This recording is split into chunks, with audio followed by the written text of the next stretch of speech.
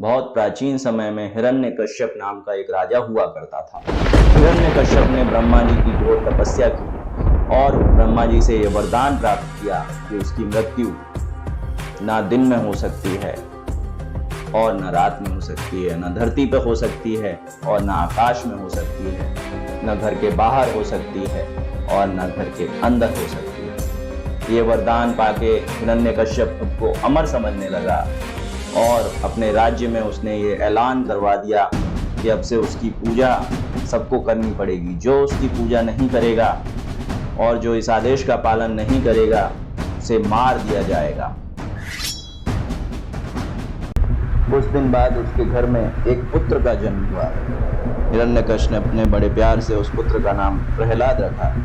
लेकिन ये क्या, प्रहलाद तो भगवान विष्णु का भक्त था और वो हर समय उन्हीं का नाम जपता रहता था। ओम नमो भगवते वासुदेवाय। एक दिन उसने प्रहलाद को अपने कक्ष में बुलाया और उसने प्रहलाद को ये कहा कि तुम भी बाकी प्रजा की तरह मेरी ही पूजा किया करो, मैं ही इस राज्य का भगवान हूँ। तो प्रहलाद ने जवाब दिया और अपने पिता को समझाया कि हे पिताजी, इस दुनिया में एक ही भगवान है जो भगवान विष्णु हैं, आप भी उन्हीं का नाम लिया करो, इसी से आपका उद्धार होगा। इस पर हिरण्यकश्यप को बहुत क्रोध आया और उसने अपने सैनिकों को आदेश दिया कि जाओ इसको पहाड़ के नीचे से फेंक दो।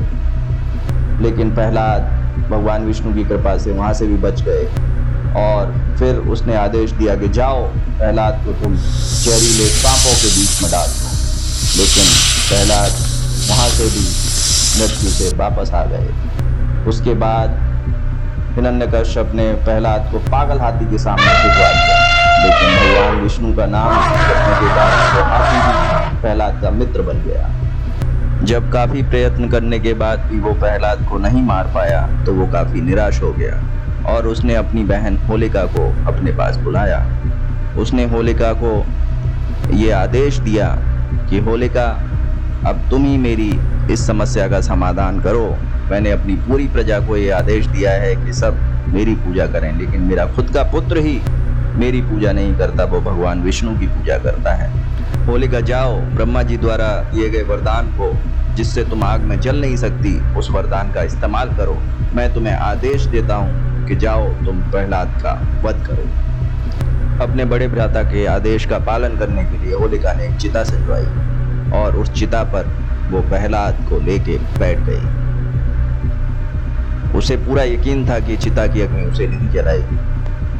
प्रहलाद चिता के ऊपर भी निरंतर भगवान विष्णु के नाम का जाप करते रहे और भगवान विष्णु की कृपा से ना जलने वाली होलिका उस चिता की अग्नि में जल के भस्म हो गई और प्रहलाद सुरक्षित उस अग्नि से वापस आ गए। तब से हर वर्ष होलिका को एक बुराई के रूप में जलाया जाने लगा और होली का त्योहार बुराई पर अच्छाई की जीत का प्रतीक बन गया।